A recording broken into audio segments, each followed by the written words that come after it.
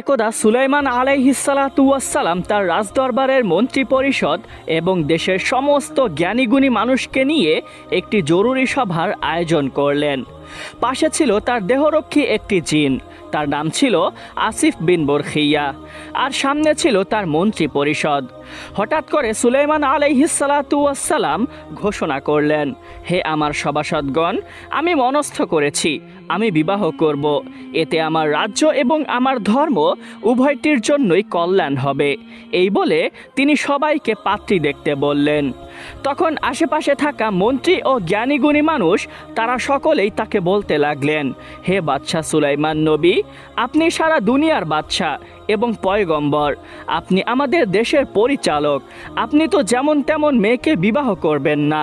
আপনার জন্য কেমন পাত্রী দেখব, যদি বলে দিতেন তাহলে পাত্রী খুঁজতে আমাদের অনেক সুবিধা হতো। অতঃপর সুলাইমান আলাইহিসসালাতু ওয়াসসালাম বলতে লাগলেন, হে আমার সভাসদগণ, আমি যে মেয়েকে বিবাহ করব তার মধ্যে 4টি গুণ থাকতে হবে। প্রথমত, মেয়েটি হবে পর্দানসীন এবং দিনদার। দ্বিতীয়ত, মেয়েটি হবে আমানতদার ও সচ্চরিত্রবান। তৃতীয়ত, মেয়েটি ভালো বংশের হতে হবে। আর চতুর্থ হলো, মেয়েটি সুন্দরী হতে হবে। পরের দিন থেকেই শুরু হলো পাত্রীর খোঁজ। সুলাইমান আলাইহিসসালাতু ওয়াসসালামের রাজকর্মীরা নিজেদের শহর গ্রামগঞ্জের অলিগলি এক পর্যায়ে সারা বিশ্বে এই কথা ঘোষণা করতে লাগলো, সুলাইমান বাদশাহ বিবাহ করতে চান এবং এই 4টি গুণ যেই মেয়ের ভিতরে থাকবে সেই মেয়েকেই তিনি বিবাহ করবেন। এর মাঝেই একদিন এক গরিব জেলে মাছ বিক্রি করে বাড়ি ফেরার পথে দেখতে পেল সুলাইমান বাদশার সৈন্যরা রাস্তার পাশে দাঁড়িয়ে কিছু একটা ঘোষণা করছে এবং সেখানে কয়েকজন লোক ভিড় করে আছে। এটা দেখে জেলেও সেখানে দাঁড়িয়ে পড়ল এবং উপস্থিত একজন লোককে জিজ্ঞাসা করল, হে সম্মানিত ব্যক্তি, হঠাৎ করে সুলাইমান বাদশার সৈন্যরা এভাবে কি ঘোষণা করলো? তখন সেই লোকটি তাকে বলতে লাগলো, সুলাইমান বাদশাহ বিবাহ করতে চান এবং যেই মেয়েকে সে বিবাহ করবেন তার মধ্যে 4টি গুণ থাকতে হবে। মেয়েটি পর্দাশীল এবং দিনদার হতে হবে, মেয়েটি আমানতদার হতে হবে, মেয়েটি ভালো বংশের হতে হবে এবং মেয়েটি সুন্দরী হতে হবে। এই কথা শুনে জেলে সেখান থেকে চলে আসলো এবং বাড়ির পথে রওনা দিল। কিছু দূর গিয়ে জেলে মনে মনে দোয়া করতে লাগলো এবং বলতে লাগলো, হে আল্লাহ, আমার বাড়িতে আমার একটা কন্যা রয়েছে, সেও বিবাহের উপযুক্ত। মেয়েটি আমানতদার, দিনদার, সুন্দরী, জীবনে কখনো কোনো পুরুষকে দেখেনি। পৃথিবীর কোনো পুরুষও তাকে দেখা তো দূরের কথা, তার ছায়া পর্যন্ত দেখেনি। সারাদিন রোজা রাখে, রাতের বেলা আপনার ইবাদত করে, কিন্তু আমি তো জেলে, যার কারণে সে ভালো বংশের নয়। হে আল্লাহ, আমি যদি মেয়েকে সুলাইমান বাদশার সাথে বিবাহ দিতে পারতাম তাহলে আমার জীবন ধন্য হয়ে যেত। আমি হতাম সুলাইমান বাদশার শ্বশুর আর সুলাইমান বাদশাহ হতো আমার জামাই। কাল কিয়ামতের দিনে সুলাইমান আলাইহিসসালাতু ওয়াসসালামের হাত ধরে জান্নাতে যেতে পারতাম।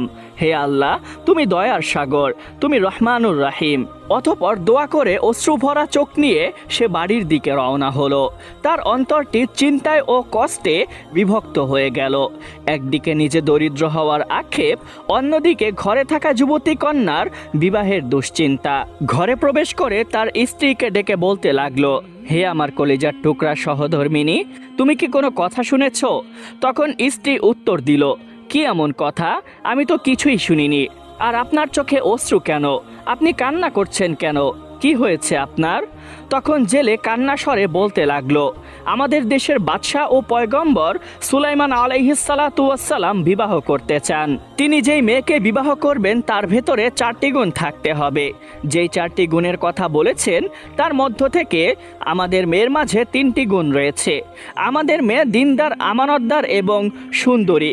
তবে আরেকটি গুণ হচ্ছে মেয়েটি ভালো বংশের হতে হবে। কিন্তু আমি তো জেলে, মাছ ধরে রুজি রোজগার করি। একটা জেলের মেয়েকে একজন বাদশাহ ও পয়গম্বর কিভাবে বিবাহ করতে পারে? এই বলে সে নিজের প্রতি আক্ষেপের বশে কান্না শুরু করলো। স্বামীর কথা শুনে তার স্ত্রী একটু চমকে উঠে বলতে লাগলো, আপনি এসব কি বলছেন? এমন কথা আর বলবেন না। আমরা হলাম জেলের বংশধর, ঘর নেই, বাড়ি নেই, 3 বেলা খাবার নেই। আর পয়গম্বর সুলাইমান আলাইহিসসালাতু ওয়াসসালাম হলেন বাদশাহ। তার রাজপ্রাসাদে কোনো কিছুর অভাব নেই, তিনি অঢেল সম্পদের মালিক। হে আমার স্বামী, এমন স্বপ্ন আমাদের না দেখাই ভালো। সুলাইমান আলাইহিসসালাতু ওয়াসসালামের সৈন্যরা যদি জানতে পারে তাহলে বিপদ হতে পারে। স্ত্রীর এই কথাগুলো যেন জেলের হৃদয়ে তীরের মতো বিঁধল। সে আর কিছু বলল না, মনের ভেতরের কষ্ট লুকিয়ে রেখে চুপচাপ ঘর থেকে বের হয়ে চলে গেল। এদিকে ঘরের ভিতর থেকে জেলের মেয়ে বের হয়ে এসে কৌতূহল স্বরে তার মাকে জিজ্ঞাসা করতে লাগলো, হে আম্মাজান, আব্বাজান কোথায় যাচ্ছেন? তিনি তো কখনো এমন করে কিছু না বলে চলে যান না। কিন্তু তার মা প্রশ্নের উত্তর না দিয়ে হেয়ালি করে মেয়েকে ঘরে চলে যেতে বলল। অতঃপর বিকেলের দিকে মা আর মেয়ে একসাথে বসে গল্প করছিল এবং মা একটি চিরুনি দিয়ে নিজের মেয়ের চুল আঁচড়ে দিচ্ছিল। তখন মা ধীরে ধীরে কথায় কথায় বলতে লাগলো, শুনেছি সুলাইমান বাদশাহ বিবাহ করতে চান। তিনি যেই মেয়েকে বিবাহ করবেন তার 4টি গুণ থাকতে হবে, আর সেই গুণগুলো তোমার মধ্যে আছে। হে মা, শুধু আমরা গরিব বলে আজকে তোমাকে বিয়ে দিতে পারলাম না। মায়ের এই কথা শুনে মেয়েটির হৃদয় কেঁপে উঠল। সে শান্ত কণ্ঠে বলল, আম্মাজান, আমার যদি চরিত্রবান, আমানতদার, দিনদার ও আল্লাহওয়ালা সেই পয়গম্বরের সাথে বিবাহ হয় তাহলে আমার নারী জীবন সার্থক হয়ে যাবে। এই কথা শুনে মা যেন আগুন হয়ে গেল। সে জোরে একটা চর মেরে বলতে লাগলো, খবরদার, এমন কথা মুখেও আনবি না। বাদশাহ যদি জানতে পারে তাহলে আমাদের আর রক্ষে নেই। তিনি কোথায় আর আমরা কোথায়? তিনি বাদশাহ আর আমরা জেলের পরিবার। এমন স্বপ্ন কখনোই আমাদের জন্য না। মায়ের এই কথা শুনে মেয়েটির অন্তর ভারী হয়ে গেল এবং কান্না করতে করতে নিজের ঘরে চলে গেল। তার হৃদয় ভেঙে গিয়েছে, কিন্তু আশা ভাঙেনি। সে অজু করে নামাজে দাঁড়িয়ে গেল। সেজদায় মাথা রেখে কাঁদতে কাঁদতে দোয়া করতে লাগলো, হে আল্লাহ, ইয়া রব্বুল আলামিন, তুমি দয়াবান, তুমি সবই পারো। তুমি যেই সুলাইমানকে বাদশা বানিয়েছো সেই তুমি আমাকে জেলের ঘরে জন্ম দিয়েছো। তুমি তাকে ধনী বানিয়েছো আর আমাকে গরিব বানিয়েছো। হে আল্লাহ, আমি ছোট থেকে শুধু তোমারই ইবাদত করেছি। আমি কখনো কোনো পুরুষকে দেখিনি, শুধু তোমার দরবারে পড়ে রয়েছি। ইয়া রব্বুল আলামিন, সুলাইমান পয়গম্বরের স্ত্রী হিসেবে আমাকে কবুল করে নাও। আমার মৃত্যু দিও না যতক্ষণ না তার সাথে আমার বিবাহ হয়। কাল কিয়ামতের দিনে আমি যেন তার স্ত্রী হিসেবে পরিচয় পাই। আমার এই দোয়া তুমি ফিরিয়ে দিও না। জেলের মেয়ে এইভাবে কাকতির স্বরে কান্না করতে লাগলো এবং দোয়া করতে লাগলো। এই দোয়া করার পর চোখের পানি মুছতে মুছতে সে একটি চিঠি লিখলো। তার হৃদয়ের সব কথা সে ওই চিঠিতে ঢেলে দিল এবং সেই চিঠিটি পাঠিয়ে দিল সুলাইমান বাদশার দরবারে। এক গরিব জেলের মেয়ে, কিন্তু হৃদয়ে বিশাল স্বপ্ন। অন্যদিকে অদৃশ্য জগতে আরেকটি ভয়ঙ্কর পরিকল্পনা চলছিল। একটি শয়তান জিন, যার নাম ছিল সাখরা, সে বহুদিন ধরে অপেক্ষা করছিল একটি সুযোগের, কিভাবে সে সুলাইমান আলাইহিসসালাতু ওয়াসসালামের সেই মুজিজার আংটিটি নিজের হাতে নিতে পারে। কারণ সেই আংটিটির উসিলাতেই মানুষ, জিন, পশু পাখি, এমনকি বাতাসও তার আদেশ মানত। সাখরা ভাবল, যদি আমি সেই আংটিটি পেয়ে যাই তাহলে পুরো দুনিয়া আমার গোলাম হয়ে যাবে, আমি নিজেই হয়ে যাব সারা বিশ্বের বাদশা। এই চিন্তা ভাবনার মধ্য দিয়েই সেই দুষ্ট সাখরা নামক জিনটির দিন কাটতে লাগলো। এদিকে কয়েকদিন পর আবারও সুলাইমান আলাইহিসসালাতু ওয়াসসালাম একটি জরুরি সভার আয়োজন করলেন। রাজদরবারের মন্ত্রী পরিষদ সহ সকল জ্ঞানীগুণী মানুষ উপস্থিত। সুলাইমান আলাইহিসসালাতু ওয়াসসালাম চারদিকে তাকিয়ে বলতে লাগলেন, হে সভাসদগণ, কি হয়েছে আপনাদের? আপনাদের সবাইকে এত হতাশ দেখাচ্ছে কেন?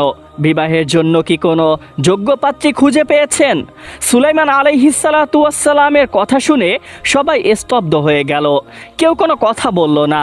তখন মন্ত্রীদের মধ্য থেকে একজন মাথা নিচু করে বলতে লাগলো, হে বাদশা পয়গম্বর, আপনার শর্ত অনুযায়ী তেমন যোগ্য পাত্রী পাওয়া যাচ্ছে না। আরেকজন মন্ত্রী একটু ইতস্ত করে বলতে লাগলো, হুজুর, একটি পত্র এসেছে, কিন্তু সেটা শুনলে আপনি হয়তো রাগান্বিত হবেন। তখন সুলাইমান আলাইহিসসালাতু ওয়াসসালাম শান্ত কণ্ঠে বলতে লাগলেন, কি এমন পত্র? পেশ করুন। তখন সেই মন্ত্রী বলতে লাগলেন, হে বাদশা নামদার পয়গম্বর, রাজপ্রাসাদের দূরবর্তী একটি গ্রামের এক গরিব জেলের মেয়ে আপনাকে বিবাহের প্রস্তাব পাঠিয়ে এই পত্রটি প্রেরণ করেছে। সে লিখেছে তার নাকি আপনার ধন সম্পদের উপর কোনো লোভ নেই, সে শুধু আপনাকেই বিবাহ করতে চায়। এই কথা শুনে দরবারে যেন গুঞ্জন শুরু হয়ে গেল।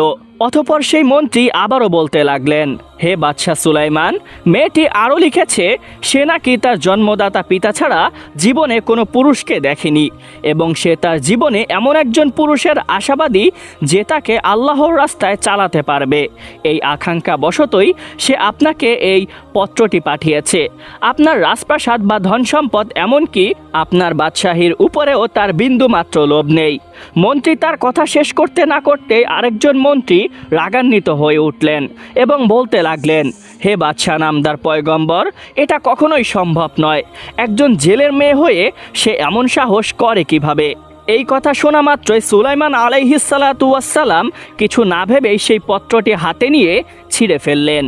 এক মুহূর্ত, একটি সিদ্ধান্ত, কিন্তু এই ছোট্ট সিদ্ধান্তই হয়ে গেল এক বিশাল পরীক্ষার শুরু।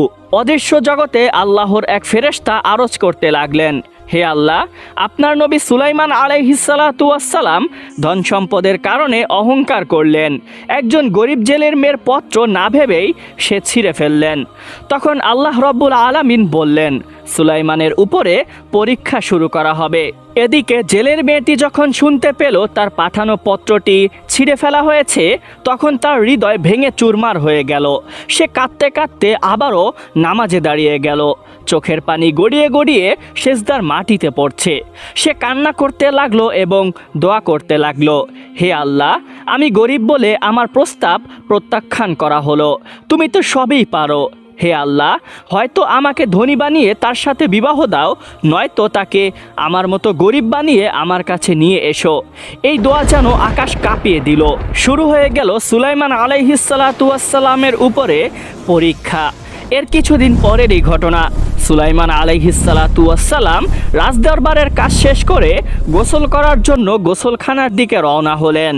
তিনি তার হাতে থাকা সেই মুজিজার আংটিটি খুলে তার বিশ্বস্ত দেহরক্ষী আসিফ বিন বরখিয়ার কাছে দিয়ে বলতে লাগলেন, হে আসিফ বিন বরখিয়া, আমি না আসা পর্যন্ত তুমি এখান থেকে কোথাও যাবে না, সামনের দিকেই তাকিয়ে থাকবে, অন্যদিকেও তুমি তাকাবে না।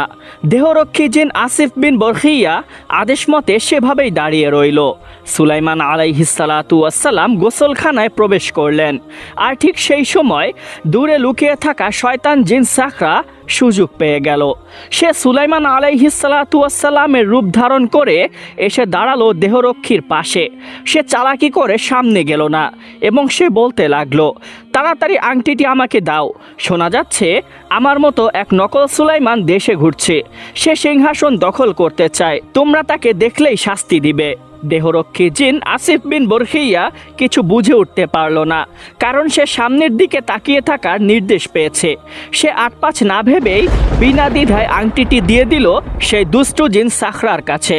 কিছুক্ষণ পর পয়গম্বর সুলাইমান আলাইহিসসালাতু ওয়াসসালাম গোসল শেষ করে বাইরে এসে দাঁড়ালেন এবং বলতে লাগলেন, হে আসিফ বিন বরখিয়া, এখন তুমি আমার দিকে তাকাতে পারো, আমার আংটি দাও। দেহরক্ষী অবাক হয়ে গেল এবং বলতে লাগলো, কোন আংটি? কে তুমি? তখন সুলাইমান আলাইহিসসালাতু ওয়াসসালাম বলতে লাগলেন, তুমি কি বলছো? আমি তোমাদের বাদশাহ। দেহরক্ষী রেগে গেল এবং বলতে লাগলো, ওহো, বুঝতে পেরেছি, তুমি সেই ছদ্মবেশী যে বাদশা সেজে সিংহাসনে বসতে চাও। সুলাইমান আলাইহিসসালাতু ওয়াসসালাম হতবাক হয়ে বলতে লাগলেন, হে আসিফ বিন বরখিয়া, তুমি কিন্তু তোমার সীমা ছাড়িয়ে যাচ্ছ।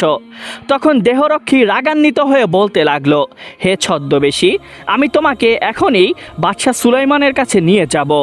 সুলাইমান আলাইহিসসালাতু ওয়াসসালাম বলতে লাগলেন, হে আসিফ বিন বরখিয়া, তুমি কি আমাকে চিনতে পারছো না? আমি তো বাদশা সুলাইমান। উত্তরে দেহরক্ষী বলতে লাগলো, আসল সুলাইমানের হাতে আংটি রয়েছে, যে রাজসিংহাসনে বসে আছে। বিশ্বাস না হলে নিজেই গিয়ে দেখো। অতঃপর সুলাইমান আলাইহিসসালাতু ওয়াসসালাম রাজদরবারে প্রবেশ করতে গেলেন, কিন্তু এর আগেই সাখরা সবাইকে সতর্ক করে দিয়েছিল, একজন নকল সুলাইমান আসবে, তাকে দেখলেই সবাই শাস্তি দেবে। ফলে যখনই সুলাইমান আলাইহিসসালাতু ওয়াসসালাম দরবারে প্রবেশ করতে গেলেন, সাথে সাথেই সবাই তাকে ধরে মারতে শুরু করলো। কেউ চিনল না, কেউ বিশ্বাস করলো না, কারণ মুআজিজার আংটিটি তার হাতে ছিল না। তারা তাকে মারতে মারতে রক্তাক্ত করে নদীর তীরে ফেলে রেখে চলে গেল। একজন মহান নবী, যিনি ছিলেন দুনিয়ার বাদশা, আজ তিনি পড়ে আছেন একা রক্তাক্ত অসহায় নদীর তীরে। অতঃপর সন্ধ্যার দিকে জেলে মাছ ধরে বাড়ি ফেরার পথে দেখতে পেল নদীর কিনারায় কি যেন পড়ে আছে। বিষয়টি তার দৃষ্টি আকর্ষণ করলো। কাছে গিয়ে সে দেখল একজন অত্যন্ত সুন্দর চেহারার মানুষ, তার ললাট থেকে যেন নূরের আলো বের হচ্ছে, কিন্তু তাকে এত নির্মমভাবে আঘাত করা হয়েছে যে তার সারা শরীর রক্তাক্ত। এই দৃশ্য দেখে জেলের অন্তর কেঁপে উঠল। সে দ্রুত নদী থেকে কিছু পানি এনে লোকটির মাথায় দিল। কিছুক্ষণ পরে আল্লাহর রহমতে সুলাইমান আলাইহিসসালাতু ওয়াসসালামের জ্ঞান ফিরে এলো। তখন জেলে জিজ্ঞাসা করলো, বাবা তুমি কে? তোমাকে তো আমি এখানে আগে কখনো দেখিনি। তোমার বাড়ি কোথায়? কে তোমাকে এভাবে মেরে রক্তাক্ত করে এখানে ফেলে দিয়েছে? সুলাইমান আলাইহিসসালাতু ওয়াসসালাম মনে মনে ভাবলেন, আমি যদি এখন বলি আমি সুলাইমান বাদশাহ, তাহলে হয়তো সে বিশ্বাস করবে না, বরঞ্চ আমাকে মিথ্যাবাদী মনে করবে। তাই তিনি কিছুই বললেন না, শুধু এতটুকু বললেন, আমার মাথায় প্রচণ্ড আঘাত লেগেছে, আমি কিছু বলতে পারছি না। এরপরে জেলে তাকে নিজের বাড়িতে নিয়ে গেল। পরের দিন সকালে সুলাইমান আলাইহিসসালাতু ওয়াসসালাম কিছুটা সুস্থ হলেন। জেলে মনে মনে ভাবল, তার মাছ ধরার কাজে একজন লোক দরকার। তাই সে সুলাইমান আলাইহিসসালাতু ওয়াসসালামের কাছে এসে বলতে লাগলো, বাবা তুমি এখন কোথায় যাবে? তোমার শরীর এখন কেমন আছে? তখন সুলাইমান আলাইহিসসালাতু ওয়াসসালাম উত্তর দিলেন না। তিনি নিজেও জানেন না তিনি কোথায় যাবেন, তাই তিনি চুপ করে রইলেন। জেলে আবারও জিজ্ঞাসা করলো, বাবা ইদানিং আমার জালে অনেক মাছ ধরা পড়ছে, আমার একজন কর্মচারী দরকার। যদি তোমার কোনো সমস্যা না থাকে তাহলে তুমি আমার সাথে মাছ ধরার কাজে সাহায্য করতে পারো। আমি তোমাকে প্রতি মাসে 200 দিরহাম বেতন হিসেবে দিব। এই বলে জেলে সেদিন একাই মাছ ধরতে চলে গেল। সুলাইমান আলাইহিসসালাতু ওয়াসসালাম তখন আল্লাহর কাছে দোয়া করতে লাগলেন এবং বলতে লাগলেন, হে আল্লাহ, আমি জানি না আমি কি পাপ করেছি। আমি ছিলাম একসময় বাদশা, আর আজকে আমি জেলের কর্মচারী। যদি কোনো পাপ করে থাকি তাহলে দুনিয়াতেই আমাকে ক্ষমা করে দিও, কিয়ামতের দিন আমাকে পাপী বানিও না। এরপর থেকে প্রতিদিন তিনি জেলের সাথে নদীতে মাছ ধরতে যেতে লাগলেন। জেলে লক্ষ্য করলো, যেদিন থেকে এই যুবক তার ঘরে এসেছে সেদিন থেকেই তার জালে প্রচুর মাছ ধরা পড়ছে। জেলে মনে মনে বলল, হে আল্লাহ, এই যুবক আমার ঘরে আসার পর থেকেই আমার ঘর রহমতে ভরে গিয়েছে। আমি জানি না সে কে, কিন্তু তার উসিলায় তুমি আমাকে রহমত দান করছো। সমস্ত প্রশংসা তোমারই। মাছ ধরার শেষে তারা আবার বাড়িতে ফিরে এলো। এভাবেই প্রায় 1 বছর কেটে গেল। এর পরের একদিনের ঘটনা, রীতিমতোই তারা যখন সকালে মাছ ধরার জন্য নদীতে যাচ্ছিল, পথিমধ্যেই তারা দেখতে পেল কিছু লোক চিন্তিত ও পেরেশান অবস্থায় দাঁড়িয়ে আছে। জেলে তাদেরকে জিজ্ঞাসা করলো, হে ভাই, আপনারা এমন চিন্তিত হয়ে আছেন কেন? তখন তারা বলতে লাগলো, হে জেলে ভাই, তুমি হয়তো জানো না, আমাদের দেশের অবস্থা খুবই খারাপ। নিত্য প্রয়োজনীয় জিনিসের দাম বেড়ে গিয়েছে, চারদিকে অরাজকতা, হিংসা, ঘৃণা ছড়িয়ে পড়েছে, কিন্তু আমাদের বাদশা কোনো পদক্ষেপ নিচ্ছেন না। বাদশা পদক্ষেপ নেবেন তো দূরের কথা, বরঞ্চ সব কিছুর বাজার দর আরও বাড়িয়ে দিয়েছেন। এতে দেশের মানুষ খুবই কষ্টে আছে। এই কথা শুনে সুলাইমান আলাইহিসসালাতু ওয়াসসালাম অবাক হয়ে গেলেন। তিনি কিছুই বুঝতে পারলেন না আসল ঘটনা কি। তিনি সব শুনছিলেন, কিন্তু তার হাতে সেই মুআজিজার আংটিটি না থাকার কারণে তার কিছু করার ক্ষমতাও ছিল না। এরপরে তারা মাছ ধরতে চলে গেলেন। সেদিন রাতে জেলের মেয়েটি নামাজ পড়ে কান্না ভেজা কণ্ঠে আল্লাহর কাছে দোয়া করতে লাগলো এবং বলতে লাগলো, হে আল্লাহ, তুমি তো সবই জানো। আমার জীবনে আমি কখনো কোনো পুরুষকে দেখিনি, কিন্তু আমি মনে মনে পয়গম্বর সুলাইমান বাদশাকে ভালোবেসে ফেলেছি। তুমি আমাকে তার স্ত্রী হিসেবে না পাওয়া পর্যন্ত মৃত্যু দিও না। যদি তাকে স্বামী হিসেবে পাই তাহলে আমার জীবন সার্থক হয়ে যাবে। কিয়ামতের দিন আমি তার হাত ধরে জান্নাতে যেতে পারবো। হে আল্লাহ, আমার এই দোয়া কবুল করো। পরের দিন সকালে জেলে ও সুলাইমান আলাইহিসসালাতু ওয়াসসালাম আবারও মাছ ধরতে বের হলেন। নদীতে পৌঁছে তারা মাছ ধরার সময় হঠাৎ ঝড়ো হাওয়া শুরু হলো। প্রচণ্ড বেগে বজ্রপাত হতে লাগলো। ঠিক তখনই আকাশ দিয়ে একটি ভালো জিন উড়ে যাচ্ছিল। হঠাৎ সে সুলাইমান আলাইহিসসালাতু ওয়াসসালামকে দেখে থমকে গেল। জিনটি তাকে দেখেই চিনে ফেলল, কিন্তু তার এই অবস্থা, সাধারণ পোশাক, মাছ ধরা এসব দেখে সে বিভ্রান্ত হয়ে গেল। সে ভাবল, এ কি সত্যি সুলাইমান বাদশাহ? এত বড় বাদশাহ হয়েও তিনি মাছ ধরছেন কেন? সন্দেহ নিয়ে কৌতূহলবশত সে কিছু না বলেই সোজা রাজদরবারে চলে গেল। সেখানে গিয়ে সে আসিফ বিন বরখিয়ার সাথে দেখা করে সব ঘটনা খুলে বলল। এদিকে আসিফ বিন বরখিয়া গত 1 বছর ধরে একই জায়গায় দাঁড়িয়ে আছে, যেমনটি সুলাইমান আলাইহিসসালাতু ওয়াসসালাম তাকে আদেশ দিয়েছিলেন, কারণ এই 1 বছরের ভিতরে তাকে কোনো আদেশ দেওয়া হয়নি। ঘটনাটি শুনে সেও চিন্তিত হয়ে গেল। অতঃপর তারা দুজনেই রাজদরবারে গেল। সেখানে গিয়ে তারা যা দেখলো তা তাদেরকে বিস্মিত ও ক্রোধান্বিত করে দিল। তারা দেখতে পেল রাজসিংহাসনে বসে আছে এক শয়তান দুষ্ট জিন। সুলাইমান বাদশার রূপ ধারণ করে সে বসে আছে।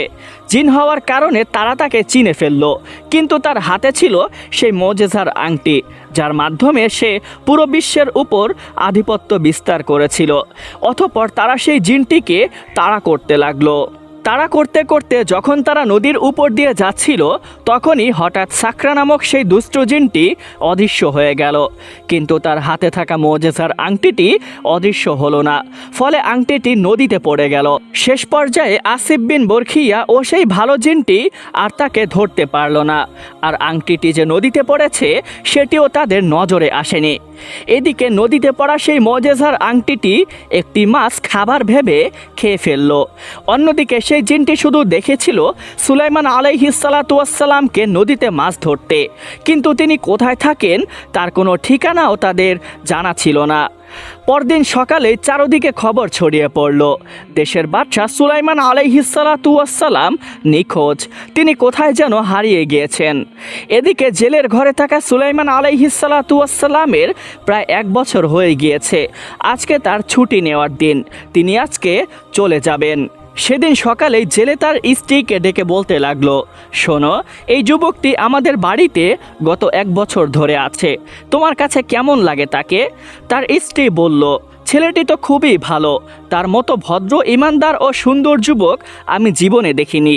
তখন জেলে বলতে লাগলো, সে যেদিন থেকে আমাদের বাড়িতে এসেছে সেদিন থেকেই আমার ঘর আল্লাহর রহমতে ভরে গিয়েছে, আমাদের অভাব দূর হয়েছে, আমরা উন্নতি করেছি, এমন ভালো মানুষ আমি কখনো দেখিনি।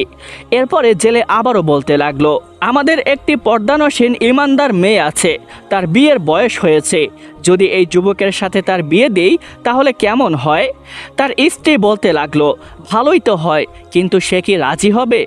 অতঃপর জেলে সুলাইমান আলাইহিসসালাতু ওয়াসসালামের কাছে গিয়ে ইতস্ত কণ্ঠে বলতে লাগলো, বাবা, আমি তোমাকে কিছু কথা বলবো, তুমি কি শুনতে রাজি আছো? তিনি বলতে লাগলেন, জি বলুন। তখন জেলে বলতে লাগলো, আমাদের বাড়িতে মোট কয়জন মানুষ আছে বলো তো? তিনি উত্তর দিলেন, 3 জন, আপনি, আপনার স্ত্রী আর আমি। তখন জেলে অবাক কণ্ঠে বলতে লাগলো, না, আমরা 4 জন আছি, আমার একটি মেয়েও আছে। তখন সুলাইমান আলাইহিসসালাতু ওয়াসসালাম বিস্মিত হয়ে গেলেন। তিনি বলতে লাগলেন, আমি তো কখনো তাকে দেখিনি, এমনকি তার ছায়াও না। জেলে বলল, আমার মেয়েটি খুবই পর্দানসীন, ইমানদার ও আমানতদার, সে কখনো কোনো পুরুষকে দেখেনি, তাকেও কেউ দেখেনি। আমার মেয়ে সারাদিন রোজা রাখে, রাতে ইবাদত করে, আমি চাই তোমার সাথে তার বিয়ে দিতে, তুমি কি রাজি? সুলাইমান আলাইহিসসালাতু ওয়াসসালাম মনে মনে বলতে লাগলেন, হে আল্লাহ, তুমি আমাকে কেমন পরীক্ষায় ফেললে? আমি ছিলাম বাদশাহ, আর আজকে আমার এই অবস্থা। তিনি আরও দোয়া করলেন, হে আল্লাহ, তুমি আমাকে ক্ষমা করো, তুমি আমার উত্তম অভিভাবক। এরপরে তিনি ভাবলেন, দেশের যে অবস্থা তাতে এখন কিছু করার নেই, আর জেলের মেয়েটিও যেহেতু পর্দানসীন এবং ইমানদার, তাই বিয়ে করা যেতেই পারে। অবশেষে তিনি রাজি হয়ে গেলেন। জেলে তাকে 100 দিরহাম দিয়ে বলল, বাবা, বাজার থেকে বিয়ের কাপড় কিনে আনো। সব কিছু কেনাকাটা শেষ, সেই দিনই তাদের বিয়ে সম্পন্ন হলো। তবে সেখানকার রীতি অনুযায়ী সেদিন তাদের বাসর হলো না। পরদিন সকালে জামাই শ্বশুর একসাথে আবারও মাছ ধরতে গেল।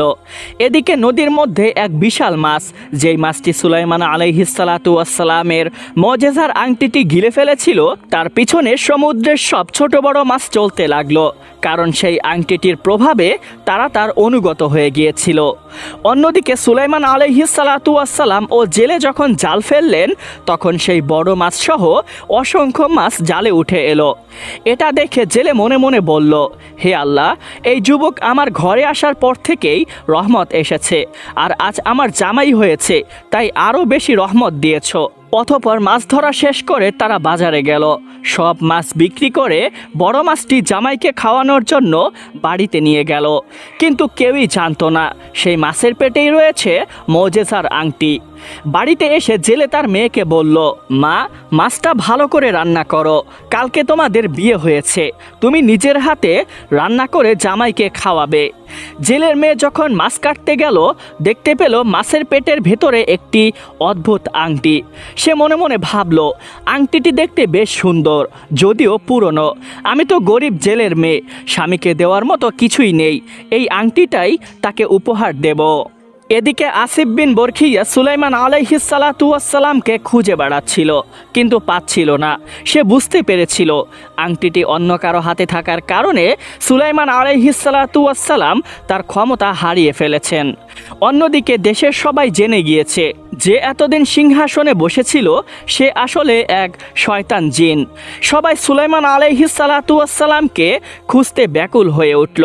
এদিকে রাতের বেলায় সুলাইমান আলাইহিসসালাতু ওয়াসসালাম ঘরে এসে তার স্ত্রীকে ডেকে বলতে লাগলেন, আজ থেকে তো আমরা স্বামী স্ত্রী, তবে আমার কিছু প্রশ্ন আছে, তুমি কি উত্তর দেবে?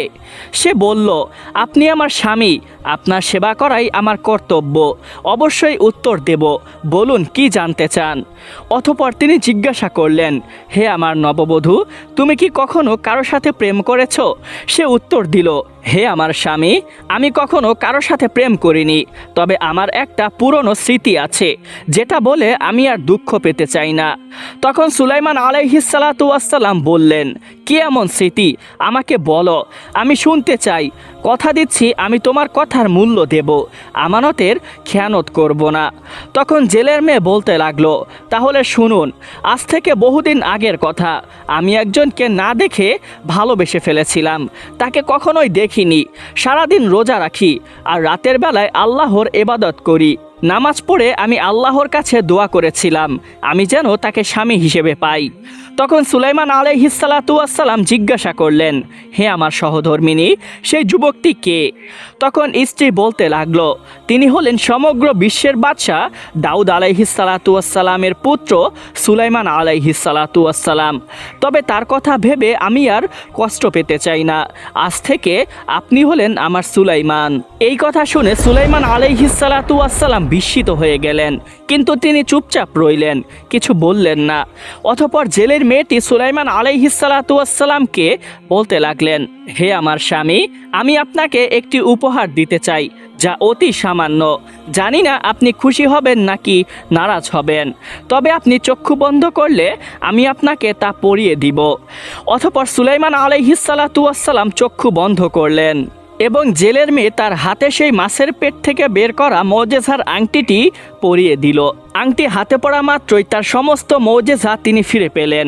অতঃপর অত্যন্ত হতভম্ব স্বরে জিজ্ঞাসা করলেন, হে আমার স্ত্রী, তুমি এই আংটি কোথায় পেয়েছ এবং বাদশাহ সুলাইমানকে তুমি কিভাবে চেনো? তখন জেলের মেয়ে সব কিছু একে একে খুলে বলল এবং বলতে লাগলো, হে আমার স্বামী, শুনুন, একদিন সকালবেলায় আমার আম্মাজান আমার মাথায় চিরুনি দিয়ে আছড়ে দিচ্ছিল। তখন আমার মায়ের মুখ থেকে শুনতে পাই সুলাইমান নবী বিয়ের জন্য কন্যা খুঁজছেন, তবে তার মাঝে 4টি গুণ থাকতে হবে, কিন্তু আমার ভেতরে 3টি গুণ ছিল, 1টি গুণ ছিল না, কারণ আমার অর্থ সম্পদ ছিল না, আমি তো জেলের মেয়ে। অতঃপর আমি অনেক আশা নিয়ে সুলাইমান নবীর কাছে চিঠি পাঠালাম, কিন্তু পরে জানতে পারি সে আমার চিঠিটি ছিঁড়ে ফেলেছে। আমি অনেক ভেঙে পড়ি এবং আল্লাহ রব্বুল আলামিনের কাছে প্রার্থনা করি তিনি যেন আমাকে ধনী বানিয়ে সুলাইমান নবীর স্ত্রী হিসেবে কবুল করেন, অথবা সুলাইমান নবীকে আমার স্তরে এনে আমাদের সম্পর্কটা কবুল করেন। কিন্তু আজও আমি তার জন্য প্রার্থনা করি এবং অপেক্ষা করি। তবে যাই হোক, যেহেতু আপনার সাথে আমার বিয়ে হয়ে গিয়েছে সেহেতু আপনি হলেন আমার সুলাইমান। এই কথা শোনা মাত্রই সুলাইমান নবী সব বুঝতে পারলেন। বহুদিন আগে যে গরিব জেলের মেয়ের পত্রটি তিনি ছিঁড়ে ফেলেছিলেন, সেই গরিব জেলের মেয়ে সামনে বসে থাকা তার স্ত্রী। পত্রটি ছিঁড়ে ফেলার কারণেই আজকে তার এই অবস্থা। তিনি নিজের ভুল বুঝতে পারলেন। সঙ্গে সঙ্গে তিনি সিজদায় পড়ে গেলেন এবং আল্লাহ রব্বুল আলামিনের কাছে ক্ষমা প্রার্থনা করতে লাগলেন এবং শুকরিয়া জ্ঞাপন করতে করতে তিনি অজ্ঞান হয়ে গেলেন। স্বামীকে অজ্ঞান হতে দেখে জেলের মেয়ে ভয় পেয়ে গেল। সে মনে মনে ভাবতে লাগলো, এই আংটির কারণেই হয়তো তার স্বামী অজ্ঞান হয়ে গিয়েছে, হয়তো এই আংটিতে কোনো জিনের প্রভাব রয়েছে। সে ভয় পেয়ে সঙ্গে সঙ্গে আংটিটি তার হাত থেকে খুলে ফেলল। কি করবে বুঝে উঠতে পারছিল না। আটপাচ না ভেবে দৌড়ে তার মায়ের কাছে চলে গেল এবং তার কাছে গিয়ে বলতে লাগলো, হে আম্মাজান, আপনারা আমাকে যার সাথে বিবাহ দিয়েছিলেন তাকে এই আংটিটি পরানোর সাথে সাথেই সে অজ্ঞান হয়ে গিয়েছে। কি করব বুঝে উঠতে পারছি না। এই বলে সে আংটিটি তার মায়ের হাতে দিল। অবশেষে সেই মুজিজার আংটিটি চলে গেল জেলের স্ত্রীর হাতে। অন্যদিকে সুলাইমান নবী অজ্ঞান হয়ে সিজদায় পড়ে আছে। আল্লাহর কি মহিমা! একজন পয়গম্বরের মুজিজার আংটি প্রথমে গেল জিনের কাছে, তারপরে মাছের পেটে, অতঃপর জেলের মেয়ের কাছে, অবশেষে তার কাছে গিয়েও সেটা চলে গেল জেলের স্ত্রীর কাছে। প্রিয় দর্শক, এরপরে কি হয়েছিল? জেলের স্ত্রী কি বাদশার জায়গা নিতে পেরেছিল, নাকি আংটিটি অন্য কারো কাছে চলে গিয়েছিল? বিষয়টি জানতে আগ্রহী হলে অবশ্যই কমেন্ট করে জানাবেন।